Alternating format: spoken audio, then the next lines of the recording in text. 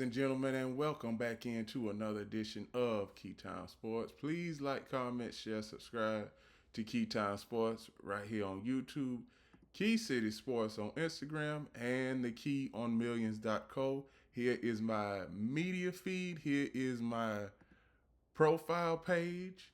And we are at the end of week 12 of the NFL season. There were a lot of tosses and turns, a lot of playoff seeding movement in the NFL. I'm gonna give y'all the current playoff picture as of after last night, and here is the current playoff picture. As you can see, there are some teams that have changed, and there are some who are just on the cusp of getting to the playoffs. So now let's get back into the first game of week 12. Okay, first game of week 12 was Buffalo Bills and the Houston Texans. This game showed a lot of flaws for the Buffalo Bills as far as offense. You got Keon Coleman, who is out for disciplinary reasons. We don't really know too much outside of that, maybe because of missing team meetings and team practices. That's the reason why he's out. That's the only thing that I can think of. But the Buffalo Bills are at a significant disadvantage without having Keon Coleman on the field. You can see it. Josh Allen, 24-33, 253 yards, 0 touchdowns, 2 interceptions. Davis Mills, 16-30, 153 yards, 2 touchdowns, 0 interceptions. The rushing attack for the Houston Texans, 108 rushing yards. Buffalo Bills, 143 rushing yards.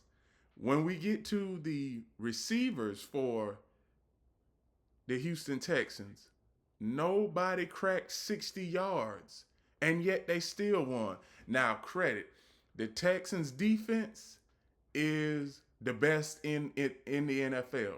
They only allow 15 points per game on defense. So this is not too far fetched. Buffalo Bills only scored 19, but it took a miraculous 4th and 27 for them to stay in the game. But outside of that, the Buffalo Bills offense is pretty much James Cook, Josh Allen, Khalil Shakir, Dalton Kincaid, and if once they allow him to be back on the field, Keon Coleman. Out of those five, who else do they have? That's what I've been saying all season long, and I believe that the Bills, they are gonna have trouble in the playoffs. Start trying to consistently score touchdowns, because in the playoffs, it's one game, and if you lose that, you done. So Buffalo Bills offense isn't clicking on all cylinders like it has in the past. So Buffalo Bills are 7-4 right now. Houston Texans are 6-5, and both of these teams, they have big games this coming week. So this is going to be tough, because we are going to see a lot of movement with the playoff spots, because y'all can see that everything is still up in the air. The only thing that is certain is the first two spots in each conference. The Patriots going to the playoffs, Broncos going to the playoffs, Rams and Eagles are already in the playoffs. Those four teams are certain. Now I'm going to say these last 10 teams still up in the air. Still. Now we get to team statistics and everything like this, and we see where significantly the Bills, they outgained the Texans in total yards with 326, and Texans, they had 261 yards, but the Bills, they kept on kicking field goals, and the Texans, they scored touchdowns. And that's the only reason why that the Texans won this game. Now, for first off, this game was pretty much boring the first quarter. But I said, hey, I'm going to look at it since this is one of the best defenses. And in the fourth quarter, the last 5 minutes of the fourth quarter, it did not cease to amaze me. The next game I'm going to cover is the Pittsburgh Steelers and the Chicago Bears. Don't look now, everybody, but I did say Chicago was a dark horse team to make the playoffs. And as of right now, the Chicago Bears have a 61% chance at making the playoffs. They do have a Black Friday game on Friday this week versus the Philadelphia Eagles. I already given y'all my predictions for week 13, which was yesterday.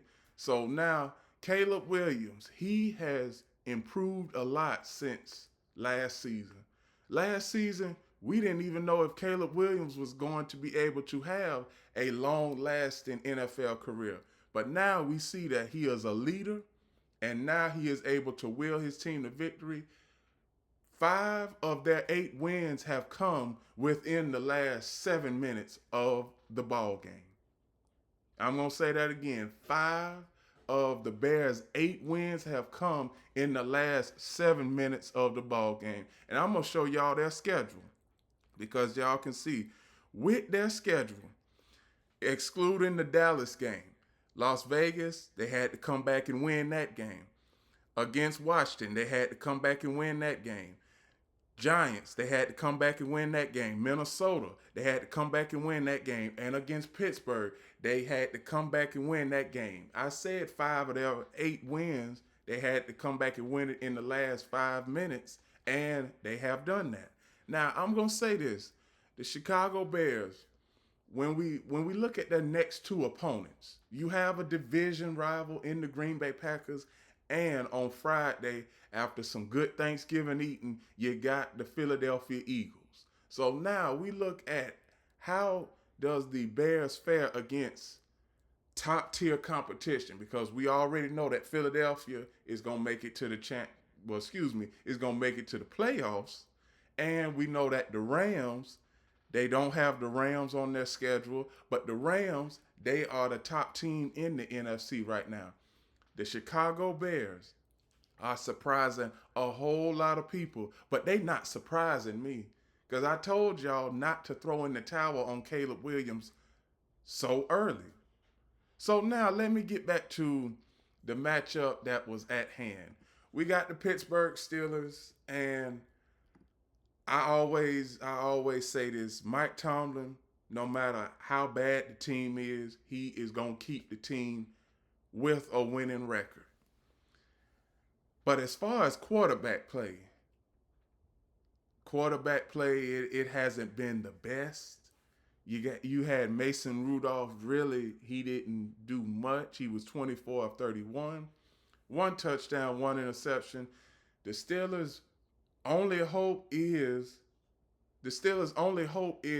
to play a Week 17 matchup versus the Ravens and see if they could get into the playoffs on the last day of the regular season. But if the Ravens they are on a 4-game winning streak now. If the Ravens keep on playing like this, by Christmas time, the Ravens will have this division won.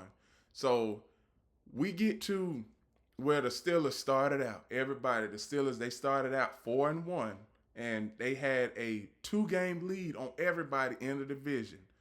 Now, you look in the division, the Ravens are the top team in the AFC North, and the Steelers are the second team. Now, we don't know if Aaron Rodgers is going to play this week or not. We don't know what we're going to see from Mason Rudolph, but we know with Mason Rudolph, he is not going to fit the bill when it comes to pushing the Steelers, getting the Steelers in playoff competition, in playoff contention. So the Steelers, Mike Tomlin, you are stuck between a rock and a hard place with Mason Rudolph at the helm, because Mason Rudolph, he looked terrible, and It's just hard to watch Pittsburgh Steelers football because we have all been used to a certain mantra and a certain charisma when it comes to the Steelers. We are used to the Steelers having a lockdown, hard nosed defense and having a dominant run game. The Steelers don't have a dominant run game, they don't have a competent quarterback, and as far as their defense, it's one of the worst in the NFL. So, Steelers, you got a lot of things to work on in such a short period of time. You got the Bills coming up this week, so that is going to be a big game for playoff seeding. The next game I'm going to cover is the New England Patriots and the Cincinnati Bengals. Now, everybody is saying that the New England Patriots are a team that is fool's gold. But one thing I see is the Patriots, they are 10-2 right now. How can a team that is 10-2 be fool's gold? I mean, now I also said that the Patriots had a chance at making the playoffs this year. Everybody thought I was crazy, but I keep on just giving y'all good take after good take, good take after good take, and expanding my credibility in the sports space. Now, when I get to the schedule, what quality wins do the Patriots have? I could name off two, and these are the only two that the Patriots need right now. They played the Bills and won in Buffalo. Big credibility, big win for the team moniker and the team mantra. And another win is against the Buccaneers, Tampa Bay Buccaneers, just a few weeks back. And we know that the Patriots have one of the best defenses in the NFL. And that's all I want to talk about is the teams that they won against. They won against Buffalo. They won against the Buccaneers. And now they face Buffalo again in a couple of weeks. They face the Ravens. So they're going to end the season with two top-tier teams. And I think that the New England Patriots will be able to win those games. But as far as the New England Patriots, like I hear people saying New England Patriots, not legit, not all of this. New England Patriots, I would say I would give the Patriots a better chance at going to the Super Bowl than the Denver Broncos right now. That's exactly how I'm feeling, because it doesn't have to be what team has the better defense. The Patriots have a good defense. The Broncos have a good defense. Bo Nix, he is, for the first 3 quarters, up and down. Drake May, he is playing decent to above average. So when you look at the Patriots, we could see them I could see them going deep into the playoffs and possibly going to the Super Bowl. But we cannot count our eggs before they hatch. The New England Patriots, number 1 seed in the AFC. They haven't lost a game on the road all season. And they have a good record at home. So the Patriots are road warriors, and they are also home favorites in most of the games they play. The next game I am going to cover is the New York Giants and the Detroit Lions.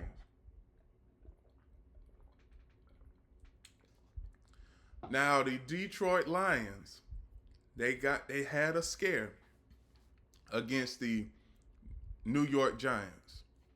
Jared Goff, 28 of 42, 279 yards, 2 touchdowns, 1 interception.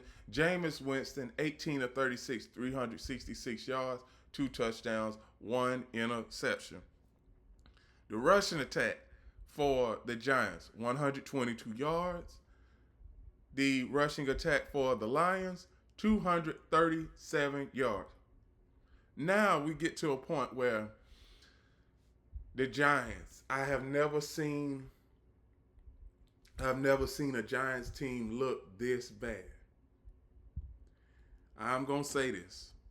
The games that the Giants have lost, eight, and I do mean eight of the games, 8 of the 10 games that the Giants have lost, they were leading multiple times throughout the game. They were. And I'm not going to go down a list of what games because we already know. But the Giants, they ended up firing their offensive coordinator. They need to end up firing their GM, Joe Shane, because Joe Shane, he hasn't done anything of significance outside of that elusive 1 year playoff run where they ended up being 9-7-1, and they won versus the Minnesota Vikings with Kirk Cousins at the helm. Outside of that, the Giants haven't done nothing in the past, I'll say, 15 years. And when we look at this team, we need to start. I know everybody, the casual NFL fan, they just want to point fingers. But when it comes to us, and we're giving y'all this informational content when it comes to being a journalist and being a creator, we have to look at all avenues of what is going on with the team. See, if I look at most giant content creators, and they know what they are talking about when it comes to team dynamics and all of this other and all of the team schematics. Now, I am going to go to what happened late in the game where the Giants had a chance at winning this game. They were up by 3. It is 4th and goal at the 6. And everybody is saying that the head coach should have kicked the field goal. Now, do I think the head coach should have kicked the field goal? No, because your defense is not good. Now, I would be saying, now that was a chance where you just went for the win right there. If I got a defense that is 29th in the NFL and I'm up by 6, and I know that my defense, they cannot keep my opponent out of the end zone, I am going to go for the 4th down no matter what. I mean, you're at the 6-yard line. The odds of you scoring from the 6-yard line on 4th down and goal is pretty low, but you got a bad defense, so it's like damned if you do and damned if you don't. The Giants didn't get the touchdown on 4th down, and they ended up the Lions ended up getting the ball back, and they went down and tied the game and won the game in overtime. And it just comes down to coaching. It really does. It comes down to coaching for the Giants, and the coaching has been inept for over the past decade when it comes to Giants football. I remember back in the day, Giants football, when it would come to schematics, I mean that they would have it down to a T. Now it just seems like nobody focuses on the X's and O's or the Jims and Joes when it comes to football when you are in the New York Giants organization anymore.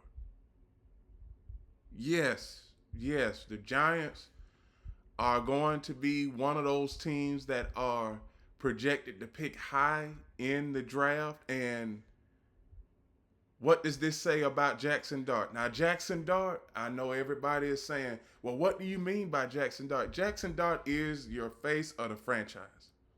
He is. But if you are the Giants right now, you need to start building for the future. And I mean, when I say build for the future, I'm not talking about pulling offensive guys off the street and out of the trading blocks. I'm talking about building the guys up from the draft and making them into your own when it comes to having the type of skill, the type of pedigree that you need for New York Giants football. But the Giants football, it ain't the same as it was back in the early 2000s. or not even and I'm not even gonna say the early 2000s, the 90s. Now, one thing I can say is when it comes to the Giants, they need an organizational overhaul.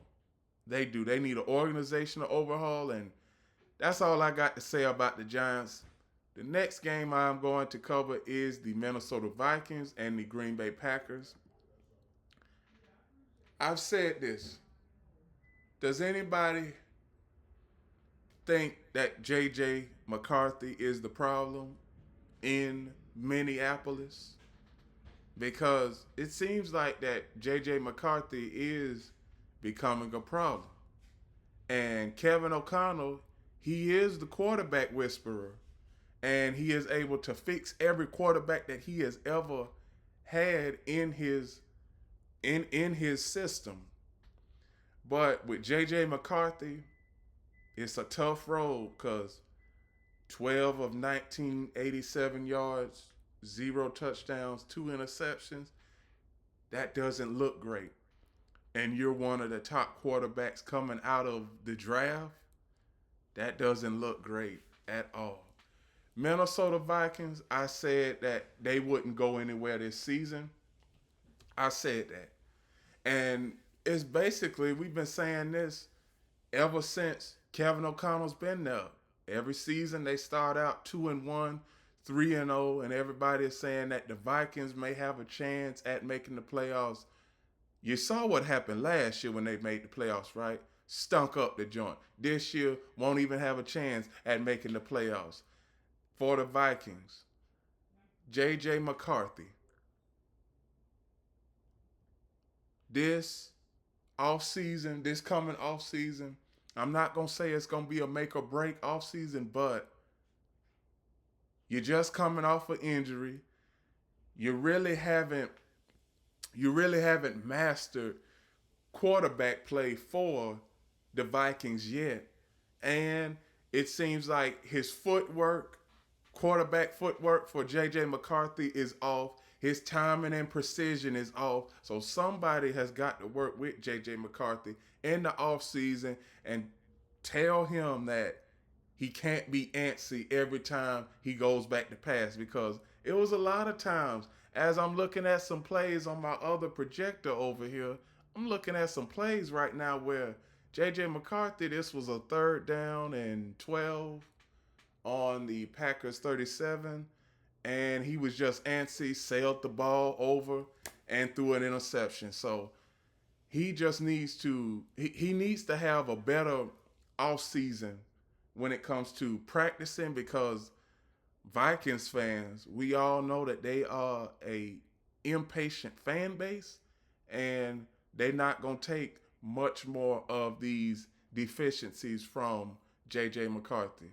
The next game I'm going to cover is the Seahawks and Titans. I'm not going to do much with this because Titans are the worst team in the NFL. I'm going to just go down, just say these bullet points. Sam Darnold, 16 of 26, 244 yards, 2 touchdowns, 0 interceptions. Also, when it comes to 3rd down efficiency, 2 of 7. Seahawks, 2 of 7. The Titans, 6 of 17, third down efficiency. The Seahawks, they was going to win this game no matter what, no matter how ugly it looked, and that's exactly what the Seahawks did. Now, go ahead and show me the next game, guys. Okay, the next game, the Indianapolis Colts and the Kansas City Chiefs. Indianapolis Colts. Now, I want everybody to hear me when I say this, and hear me good. The Indianapolis Colts is not a team that is going to have the number 1 seed.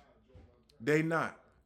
They not going to have the number 1 seed. And when I was saying this, the 3 games that I look at. See, this is what I was saying when it comes to Daniel Jones. And I'm going to get to Daniel Jones in a little bit. No, hold on, wait a minute. Let me get to Daniel Jones' stats right now. 19 of 31, 181 yards, 2 touchdowns, 0 interceptions. Patrick Mahomes, 29 of 46, 352 yards, 0 touchdowns, 1 interception. So now we get to team statistics. And Daniel Jones, when it comes to his statistics after the first quarter in the game, they were not good at all. They weren't. And third down efficiency for the Colts in this game was 5 of 13. That is bad. Chiefs, third down efficiency, 7 of 16. I'm going to tell y'all something. The Colts, now, one thing. When we get to the Colts, I don't see the Colts going deep into the playoffs. I just don't. Now, everybody can say that. Everybody can say that I'm reaching or something, but the Colts, outside of Jonathan Taylor, the offense is nothing. The offense is nothing outside of Jonathan Taylor. Now, the Kansas City Chiefs, they are still in the mix. They are still in the mix. And now we get to where the Chiefs are. The Chiefs are number 10 in the playoff seeding right now. They are. They have a 54% chance at making the playoffs. The Chiefs, they have a big game on Thursday versus the Dallas Cowboys. Now we get to a point where we look at the future outlook for the Colts. Future outlook for the Colts, I'm going to tell y'all, there are 3 games that they lost, and I'm like, these are the telltale signs when it comes to the Colts. Against top-notch competition, they've played against LA and lost. They played against Pittsburgh and lost. They played against Kansas City on Sunday and lost. Now we get to the point where they are going to be facing Seattle in Seattle on December 14th. Are they going to lose that game? Possibly. The Colts, they also face San Francisco. Will they lose that game? There's a possibility. And they also face the Jaguars on December 7th. Could they lose that game? It is a possibility. It is. So the Colts, like I said earlier in the season, the Colts, I'll believe it when I see it. And I just don't see it right now from the Colts. I just don't. The next game I'm going to cover, another game that pretty much nobody was watching, the New York Jets and the Baltimore Ravens. Baltimore Ravens, Lamar Jackson, 13 of 23, 153 yards, 0 touchdowns, 0 interceptions. Tyrod Taylor, 17 of 28, 222 yards, again, 222 yards, 1 touchdown, 1 interception. Now we get to the Ravens, 6-5. The Ravens schedule, they have one of the easiest remaining schedules. I'm going to pull that up for y'all. Let's see. They have the Bengals twice. They have the Steelers twice. They have the New England Patriots and the Green Bay Packers. That is the remaining schedule. I could see the Ravens winning 5 of their last 6 games to end the regular season. I could see them winning. I could see them doing that. So the Ravens is a dangerous team. They are a dangerous team. Now, the Jets, 2-9, early season success. They didn't have any early season success. And the Jets, for the 15th straight year, have not made the playoffs. So that's all I have to say about the Jets and Ravens game. The next game I'm going to cover is the Cleveland Browns and the Las Vegas Raiders. The man of the hour is Shedeur Sanders for the Cleveland Browns. I'm going to tell y'all something. Shedeur Sanders for the Cleveland Browns.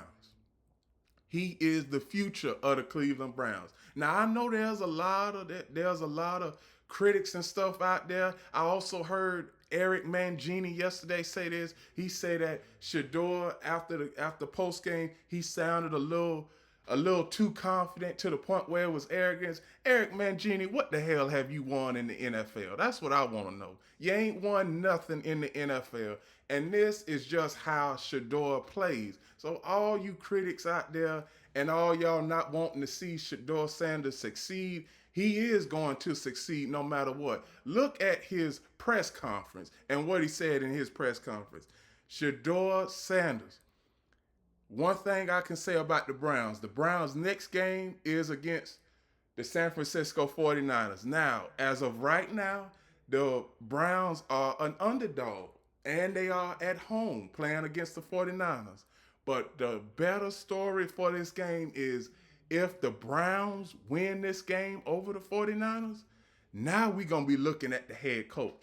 We're going to be looking at Kevin Stefanski and saying, get Kevin Stefanski out of here because he is not letting Shedeur play to the entirety of the playbook.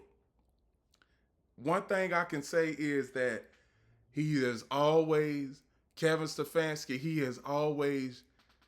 He hasn't said much about Shedeur already all season. So for him to get the recognition that he is getting, and for everybody on the Browns sideline to be enthusiastic and happy that Shedeur is playing on Sunday again, this is going to work out well for the Browns. And we all are going to have to look and think about what Kevin Stefanski is doing. We're going to have to do that. Now with the Browns as an organization, when it comes to the general manager, Andrew Berry, he did the right thing, getting Shedeur. When nobody else wanted Shedeur. Andrew Berry, he bit the bullet, got Shedeur in there, and now Cleveland Brown fans are the happiest they have been in the last 35 years. Since Bernie Kosar, I don't know if anybody can go back that far, but the last great quarterback the Cleveland Browns had was Bernie Kosar, and that was back in the 80s. Now we see where this is the first quarterback the Browns have had when it comes to relevance. The Browns are relevant now with Shedeur. Now going into next season, Shedeur is going to be the starter going into next season. Now there are some journalists that said that they don't think Shedeur would be the starter going into next season, and I'm gonna call them out by name. Nick Wright, I like your content, man, but I disagree with you on that. Eric Mangini, I already talked about you earlier. I disagree with whatever you say because you're not a very relevant source. You're not. Now, one thing I can say is Nick Wright, we know that he is very supportive of Shedeur, and I don't know whether I believe that was the show's appeal for him to read the teleprompter because everybody, when it comes to the old shows that are on these networks and stuff, they have to read the teleprompter and abide by the teleprompter. That's why I said I'm the one with the game. Keytime Sports is the one with the game because I don't have to read no teleprompter. I'm going to give it to you fact, 100% factual. That is why my game is so unique because I don't go off of cliches. I go off of specific facts. That's why I say I go off of specific facts. Now, Nick Wright, you are a good journalist. I like what you're doing. But one thing about Shedeur, you just need to sit back and relax about Shedeur. Everybody need to do that. Sit back and relax. But I know who ain't going to relax when it comes to Shedeur, and that's them goddamn haters. Them haters. They not going to relax. So, about final about the Browns is the Browns, they have their future. The Browns have their future. Now, Kevin Stefanski, please, please, please do not mess this up. If you mess this up, you got to be gone. You got to be gone because you cannot mess up Shedeur's development. You can't. because now you see where credit. He only had 20 plays, but he threw for over 200 yards. With Dylan Gabriel at the helm, Dylan Gabriel hasn't thrown for over 150 yards, and Dylan Gabriel played 6 games. Shador is the future. Everybody knows it. Kevin Stefanski, he needs to know it or else he is going to get fired. Now that's all I got to say about the Browns and Raiders. And I'm about to finish out the show with these last 4 games. Well, these last 5 games, excuse me. The next game I'm going to cover is the Jacksonville Jaguars and the Arizona Cardinals. Jacksonville Jaguars, they had a struggle win versus the Cardinals. Really. And Trevor Lawrence, 3 interceptions. And he almost threw a 4th interception that could have lost them the game. This is why I say we got to take baby steps with some of these teams. And the Jaguars are one of those teams. Now, the Jaguars, they have a chance. If they win their next game and the Colts lose their next game, the Jaguars would be the top team in the AFC South. But they got to win first. They got to win first. Now, Trevor Lawrence, 18 of 30, 256 yards, 3 touchdowns, 3 interceptions. He had a decent game, but he got to come down on those turnovers. And after the first 10 minutes of this game, I turned away from it, but still had a monitor on it because I was looking at the Cowboys game, and we all know how the Cowboys game turned out. It was good. But the Jaguars, in this case, as far as rushing yards, they didn't do much. Now, I'm not going to go in much on the Cardinals because we all know that the Cardinals were not going to make it to the playoffs this season. But the Jaguars, you control your own destiny. You got 2 big games against the Colts coming up. If you win those 2 games, you win the AFC South, and you will be going to the playoffs, and you will be hosting a playoff game. You will. You'll be hosting a playoff game. So it's important to not lose this momentum for the Jaguars. It's not. Now let me get to the game that I've been wanting to talk about. The Philadelphia Eagles and the Dallas Cowboys. How about them Cowboys? Dak Prescott, the highest paid quarterback in the NFL. He earned his stripes. He earned it. The $60 million man came through. Dak Prescott, 23 of 36, 354 yards, 2 touchdowns, 1 interception. Jalen Hurts, 27 of 39, 289 yards, 1 touchdown, 0 interceptions. Rushing attack for the Cowboys had over 125 yards. The Philadelphia Eagles rushing attack only had 63 yards. I'm going to tell y'all something. I'm going to just say this. When it was 21-0, I was saying to myself, I'm like, come on, Cowboys. I'm like, we got to do something. We got to do something. And I mean, the fan base was down. Nobody was really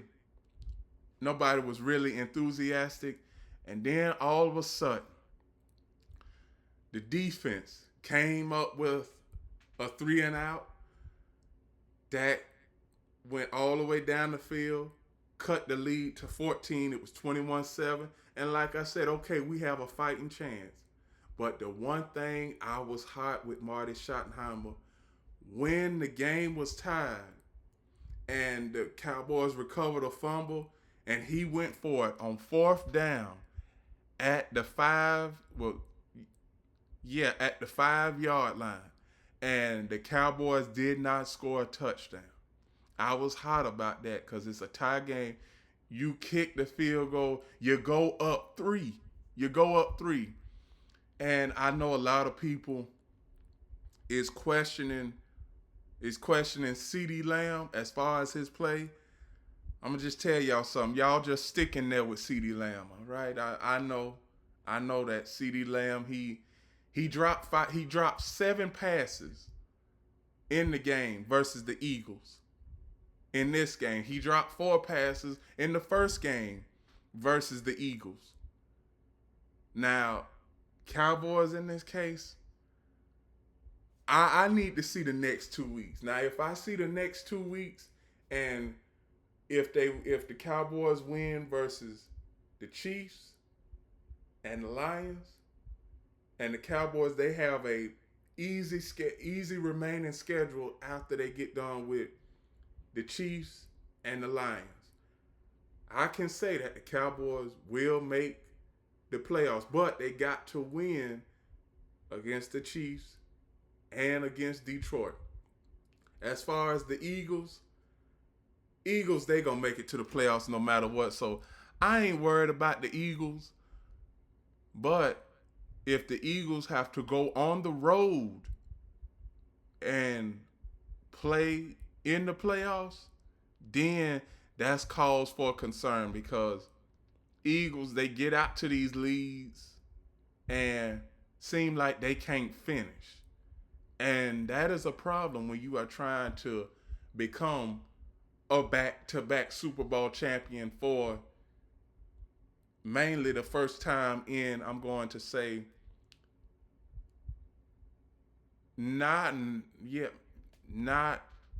4 years, because the Chiefs, they just recently did it a couple years ago. But the Eagles, offensively, they do have some deficiencies. Now, I am not going to place blame on one particular player. As far as the offense concerned, as far as the offensive coordinator, I believe he gets the bulk of the blame, not none of them players, because I fought the coaches on that. Because you're up by 21, and you had a chance to go up by 28, and this was early in the second quarter, and you didn't. But thank you, Philadelphia Eagles fans. Thank you, Philadelphia Eagles, for giving my team hope, for giving us Cowboys fans hope going into Thanksgiving. The next game I am going to cover is the Falcons and the New Orleans Saints. I'm going to just take 5 seconds with this game. The Falcons won this game, and the Falcons are 4-7, but the Panthers have the best record in the NFC South. So that's all I'm going to say. And that's how bad NFC South is, the worst division in football. So we get to also Sunday Night Football, Buccaneers and the Rams. This was a blowout. Matthew Stafford, 25 of 35, 273 yards, 3 touchdowns, 0 interceptions. Tampa Bay's rushing attack, 123 yards. Los Angeles rushing attack, 70 yards, which this game was such a blowout. At halftime, it was 31-7. So the game was pretty much over at halftime. The next game I'm going to cover, the final game, was last night, and that was the Carolina Panthers and the San Francisco 49ers. Brock Purdy, 23 of 32, 193 yards, 1 touchdown, 3 interceptions. Bryce Young, 18 of 29, 169 yards, 1 touchdown, 2 interceptions. Carolina, rushing attack, only 69 yards. San Francisco, rushing attack, 147 yards. I'm going to tell y'all something. Panthers are 6-6. Have an outside chance at making the playoffs. They are number 9 right now. Cowboys are number 10. The Lions are number 8. And we get to a point where we know the 49ers, they can't lose I don't think they can lose another game or two, because if they do and somebody else goes on a winning streak, all of a sudden the 49ers will be out of the playoffs. So now when we get to Bryce Young, Bryce Young, Bryce Young 18 of 29, 169 yards, one touchdown, two interceptions. And it was basically, I had mixed feelings about this game. I really did, because at halftime it was just through 10-3 49ers, and I knew that this was going to be somewhat of a good game, but it just had bad offense, but good defense all over the field. And 49ers, 49ers are currently at the 7th spot. And there's a lot more room that can be lost or gained when it comes to going on these winning streaks. And with that, those are my reactions to week 12 of the 2025 NFL season. Please like, comment, share, subscribe to Keytime Sports right here on YouTube, Key City Sports on Instagram, and the keyonmillions.co. Here is my profile. Here is my media feed. And everybody, one thing I want to tell you all, we have a guest that is coming on the show around 12:30 today. Basketball phenom Spivey Ward will be joining us for an interview. So everybody, please set your clocks for 12:30 this afternoon. And there's also one more show that I have to do. College football week 14 predictions will be right around the corner, and I'm basically going to be doing that within another 5 to 10 minutes. So I'm not going to go anywhere. I'm just going to change the title of this, and we are going to look at the upcoming games for week 14. So everybody, please like, comment, share, subscribe. Keytime Sports on YouTube, Key City Sports on Instagram, the keyonmillions.co. And remember, everybody, one last thing.